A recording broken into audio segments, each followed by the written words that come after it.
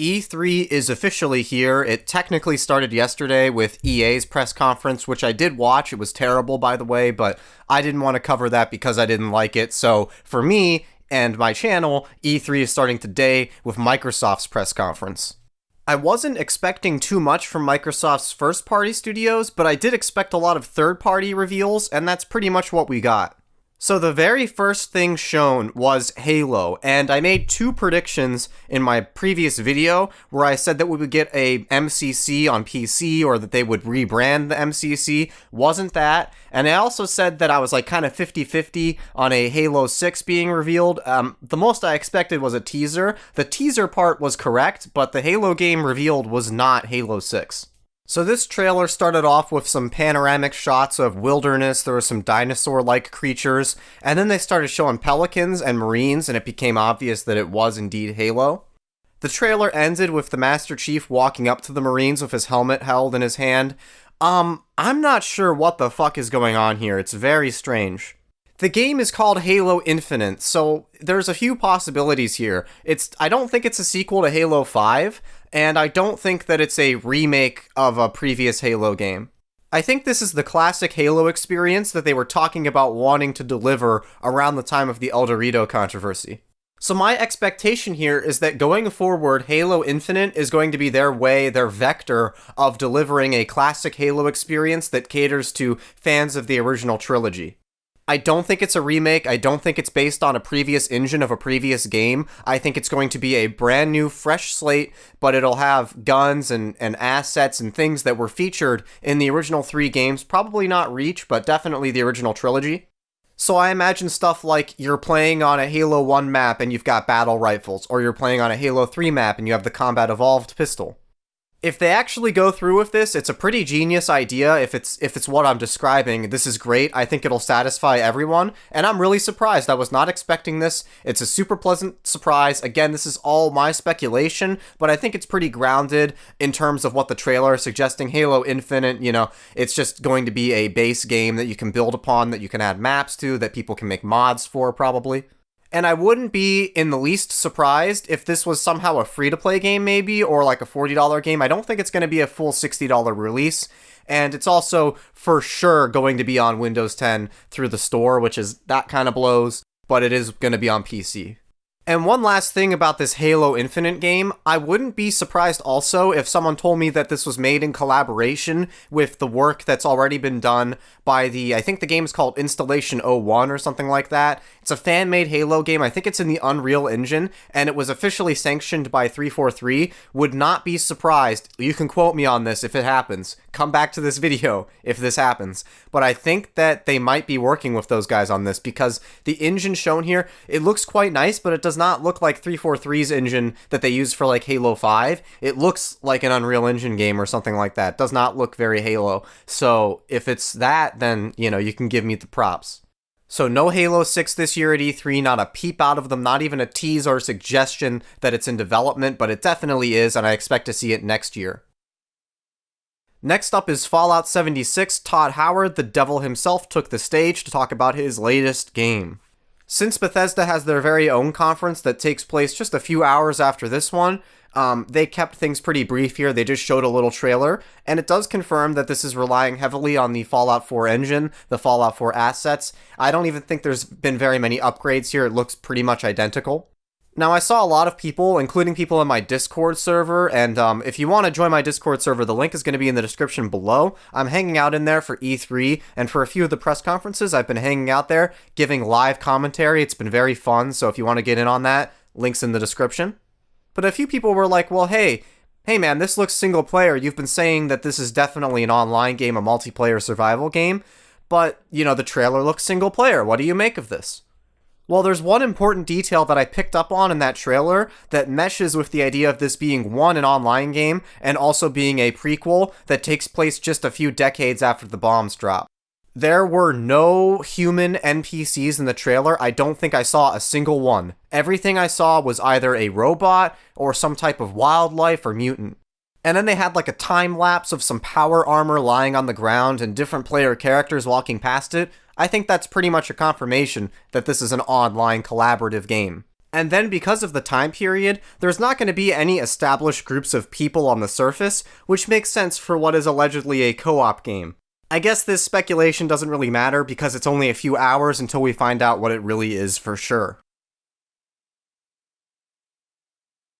Next up was another prediction, and that prediction was that if From Software's new game that they teased at the Video Game Awards was not Bloodborne 2, that it would be revealed at this press conference. And that is what happened. We got a brand new game from Software. It's not Tenchu, it's a brand new IP. It's called Sekiro: Shadows Die Twice. Interestingly, everything here was in-game. It didn't look like a pre-rendered trailer at any of the points. It was spliced up gameplay and then in-game cutscenes, I guess. The first thing I noticed is that it looks visually considerably worse than Bloodborne or Dark Souls 3.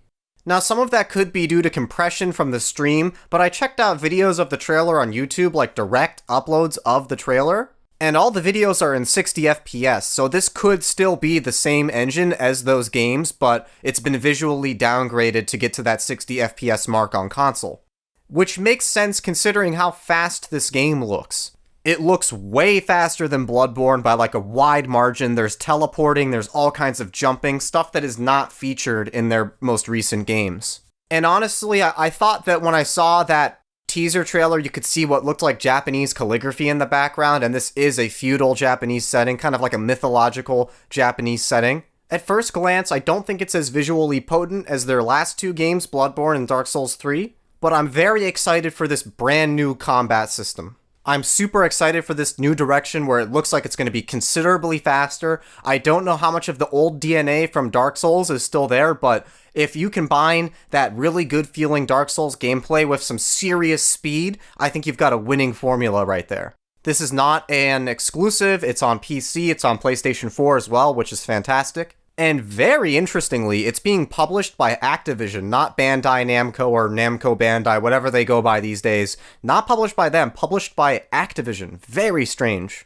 So now the only question is if this will be on the Battle.net launcher on PC. I'm very curious to see what they do with that. But this was my favorite reveal at this entire press conference. Very excited for the game. Can't wait to see how it turns out. The next few things I'm just going to go ahead and lump together because they're really kind of whatever. The first one is a Life is Strange spin-off game where you play as a kid, and I think there's a dad there too. My only notes here are that when they review this game, like IGN, GameSpot reviewers, those kind of people, when they review this, the title's going to be like, it's just like when I was a kid. So yeah, I'm not into this one. I don't give two shits about it. Next up is Crackdown 3. They showed yet another trailer with gameplay and cutscenes in it. Man, I don't care about this game. Who really cares about this game? It got delayed again to February 2019. And here's the crazy thing. It was supposed to be an Xbox One X launch title. So like, look how far off we are. It's over a year delay for this game that looks very simplistic, very basic. I mean, if you told me it was an indie game, I would believe you. And what were they thinking with this as an Xbox One X launch game? I mean, look at it. It's a simplistic looking game, very basic. The Xbox One X is supposed to be all about high fidelity visuals, 4K, the most power possible, and this was going to be a launch game for it? That's just very odd to me. Next up was an announcement that Nier Automata is coming to Xbox, which is not something I saw coming, but hey, if you only have an Xbox, you don't have PC, you don't have PlayStation 4, highly recommend the game, it's fantastic. I think they said it was going to be download only. I think it's about $40, and it comes with the small DLC pack that came out a few months after the game. So yeah, if you haven't played it, give it a play. It's one of the best games of this generation, in my opinion. Loved it. And this is another one that I expected. I predicted in my previous video that they would show more gameplay of Metro Exodus. It's looking fantastic. The first two games are fucking incredible. Loved them. I have no reason to believe that this game won't carry on that trend. Then here's one that, man, I don't know what I was thinking when I made my predictions video, because how could I forget this? It's time for Forza Horizon 4. They're on a cycle where they have a mainline Forza game and then the Horizon game, and this year it's time for Horizon. The new setting this year is England. It's just more of the same. I honestly like these games, but they're like sports games. All they need to do is show, some footage, announce the date. That's pretty much it. Then they announced a few studios that are now first-party Microsoft studios, and a few of them here there's a new studio called The Initiative. They've purchased Playground Studios, who make the Forza Horizon games that I previously mentioned, which is really bizarre to me. I thought they were already owned by Microsoft, and like, effectively they might as well be, right, if they just make Forza Horizon. Then they bought Ninja Theory. I think those were the guys who made Senua's Sacrifice game that came out last year.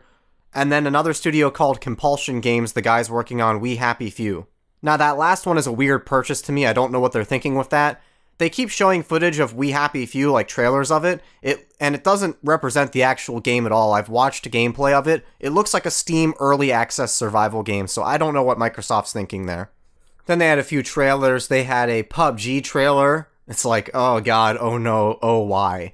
What a dead game, what a dying game, what an embarrassing story with PUBG. A story of unbelievable success coming up from nothing, and then bringing it all down due to incompetence, due to hubris. I don't know. They're suing Fortnite in Korea now. I don't know what the fuck they're doing. Then the Xbox One port was a complete disaster, complete mess. Here they are advertising it. They showed off the snow map. That was supposed to come out like last fucking year. Now it says it's coming out holiday 2018. I don't think anyone's going to care by then. So, you know, hey, if you still play PUBG, listen, I'm not hating on the game. I'm not a Fortnite fanboy. I played like almost 400 hours of fucking PUBG. I liked it a lot, but they've just dropped the ball on it so hard. Alright, what else do we got here? Tales of Vesperia looks pretty yuck to me. I don't like the Tales of games. Last one I tried was Tales of Exilia, I think, and everyone was talking about how great that was. I tried it out and I'm like, I don't get it. But if you like that, there you go. That's for you. Then we have Division 2. So Ubisoft has their own event, yet here they are showing extensive gameplay footage of The Division 2. This time they're in Washington, D.C. 535 congressmen enter, only one leaves. No, I'm just fucking with you. But it is set in Washington, D.C. The trailer looked really boring. Then they showed gameplay, and it was the exact same kind of trailer that they did for The Division 1, where they have fake gamer chat in the background as if people are playing it in real time. I swear to God, man, Ubisoft, they don't learn. Like, how many video game donkey videos need to come out that make fun of them for this shit before they stop doing it? I played through all of the original Division. I reviewed it on this channel. The video is still out there somewhere. Think I gave it a 4 out of 10. I didn't really like it at all. Thought it was a boring, bland game. And this sequel here, it looks completely identical, more of the same, so I'm not excited for this at all. I'm probably not going to play it unless there's nothing else out at the same time, then maybe I'll check it out, because the thing about a game like The Division is that it's just a mindless shooting gallery, so even though I'm really bored and I give it a negative review like that, since it's a shooting game, that's my genre, I can just kind of sit there and mindlessly play it, and it doesn't drain me that much, so you know, if there's nothing else out at the time, maybe I'll check out The Division 2, but I don't think it's going to be good or anything. It looks like identical. Alright, next up we have like a ton more trailers for stuff that I'm not that into. First was Tomb Raider, and I do like the first 2 games, but I'm not sure that I'm really that big into it anymore. I don't know if I care for this new one, Shadow of the Tomb Raider. They had a trailer that was all in-game footage, but it was cut up like a cinematic trailer, and it just kind of rubbed me the wrong way. Then they have this new game, exclusive game called Session. They didn't show the Windows 10 logo on the stage like they were for the other games, so I think it might be only on the Xbox console.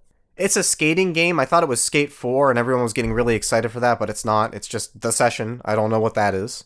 Then we've got Black Desert. I don't think it was Black Desert Online. It's just Black Desert. Fuck if I know what the fuck that's supposed to be. Who knows? Then we've got Devil May Cry 5. At first I looked at it and I'm like, is this a sequel to that reboot with like edgy emo Dante? And then they showed at the end, they showed old Dante, like, you know, classic Dante with long hair. And I'm like, well, what the fuck is going on here? Was the trailer a troll or what? No clue what's going on here. I'm not a fan of Devil May Cry. It's not my type of thing, but this is just confusing. If I was a fan of Devil May Cry, I'd be scratching my head right now. Then let's just rapid fire through a lot of this stuff that I'm not that into. Cuphead DLC, that's cute. Tunic is this indie-looking artsy game for Fox. Jump Force, it's a Bandai Namco game with Shonen Jump characters and Dragon Ball Z characters and shit, Death Note characters, stuff like that. Then there's Dying Light 2, which looks very visually strange, and then they've got some vaulting mechanics, some wall running mechanics that are reminiscent of Mirror's Edge. Then we've got Battletoads. Yeah, that's funny. That's cute. They're like a decade late on that joke, but let them enjoy it. Let them think that they're the cool kids when they do that. Then we've got Just Cause 4, which I'm not sure why we need that. Probably going to be very similar to Just Cause 3, I would assume. Then we got 3 Gears of War games, which is interesting, right? I expected Gears 5 to be there. It was there, but the thing about this that's very interesting is that they're finally milking Gears. They're trying to turn it into a big franchise again after years of it being relatively dormant. So we'll see how that turns out for them. I think they kind of missed the opportunity to make it really big like they seem to want to do now. They announced 2 games back to back that no one's going to play. The first one was Gears of War Pop, very cursed right from the get-go. Very cursed game. It's a Funko Pop mobile game, which is just like, I don't think you can do any worse than that. Very obnoxious looking. No one's going to play that one. The next one was Gears of War Tactics, which I think they said is only on PC. Odd choice. It's a strategy RPG, looks like XCOM, prequel to the first Gears of War game. Again, I don't think anyone asked for this. I don't think anyone wants to play something like that, so we'll see how that does. Then they finally showed Gears 5, and they had a pretty long trailer. It was again, this one of these trailers where they showed in-game footage, and when I say in-game footage, I mean like cutscenes in the game, brief gameplay segments in the game, cut it all up, make it look like a cinematic trailer. The gameplay bits, they had some like melee combat emphasis. I saw some enemy types that looked very new. They combined a robot with like some organic stuff, like a robot got infected by some kind of organic thing like the Flood, which is a good move because the robots in Gears of War 4 I thought were very unsatisfying to fight, so it looks like they want to rectify that a little bit, so that's a good choice on their part. It's visually looking pretty similar to 4. It's not a big upgrade, which is a little bit of a disappointment because they did such a fantastic job technically on 4, so I was expecting a kind of a big leap up again, but not so. It looks very similar.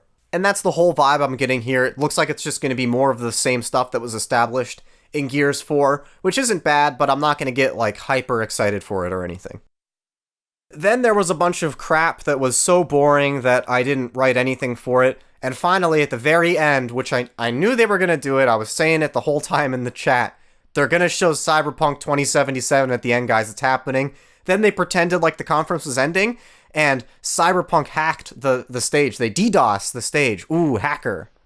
And man, I was really looking forward to this. I got so excited because I didn't like The Witcher 3 for a few reasons. I didn't like the melee combat, thought it was really bad, very stiff and unresponsive.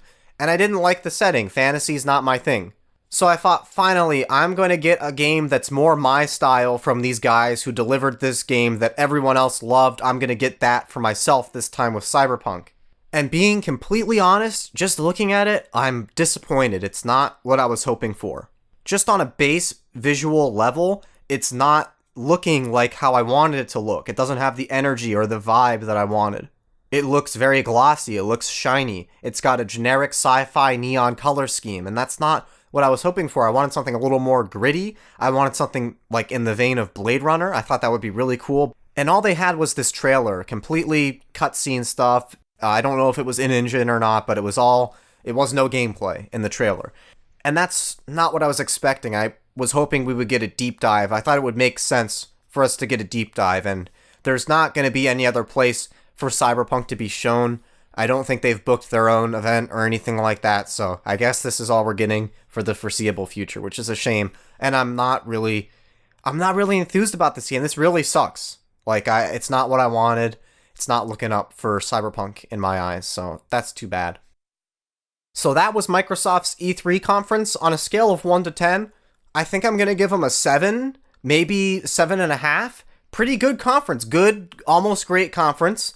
The problems being that most of the games they showed were not true exclusives for their platform. They talk the big talk, they say they're committed to it, but at the end of the day, I didn't see any games here that are going to move consoles or make people desire an Xbox One console in the same way that Sony does with their games like Horizon Zero Dawn or Bloodborne or Uncharted or The Last of Us.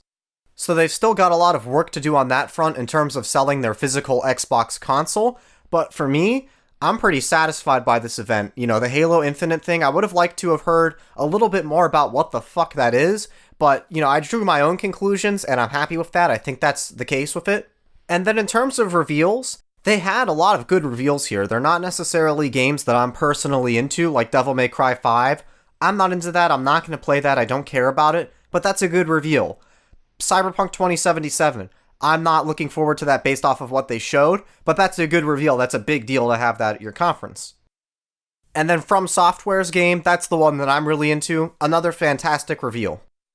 So pretty good job, Microsoft. Way better than last year. Last year, I remember it being really bad. You had some good world premieres here, pretty impressive lineup of games, but you need more of your own games. You need more first-party games. You canceled Scalebound. You've canceled Phantom Dust 2. Crackdown 3 is like gone in the wind or some shit.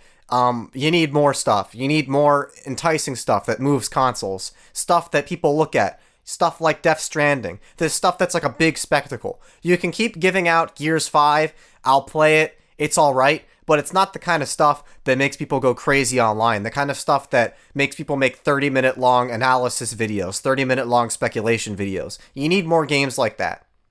Halo Infinite is a good step in the right direction. It looks like that's something that's going to be purely for the old school fan base. But you need to be very careful with that. It needs to come out, it needs to be perfect, it needs to be completely polished, and you need to consider doing one of two things with it on PC. Either make the Microsoft Store not a piece of fucking shit, it's one of the worst, no, it's the worst platform ever for games on PC. It's just horrible. It's basically broken.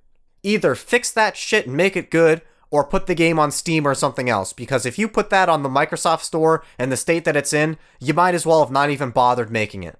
So guys, depending on when this video comes out, depending on when you watch it, it should be out before the Bethesda conference, so if you're watching it right now, before the Bethesda conference, be sure to come onto my Discord, hang out, and you can expect 2 more videos from me at least, one on the Sony press conference, and another on tonight's Bethesda conference, which I'm looking very forward to. Let me know what you guys thought of this press conference down in the comments below. But most importantly, I hope you have fun with E3 this year. I know it's easy to be cynical about it, I'm very cynical about it, but it's ultimately, at the end of the day, it's a really fun thing. It's fun to laugh at it, it's fun to make fun of it, to poke fun at it. But it's also fun when your favorite game gets revealed, or something looks good, or you get excited about something, even if it doesn't turn out. It's just a fun time. I hope to see you next time in my Bethesda Thoughts On video, and until then, thanks for watching.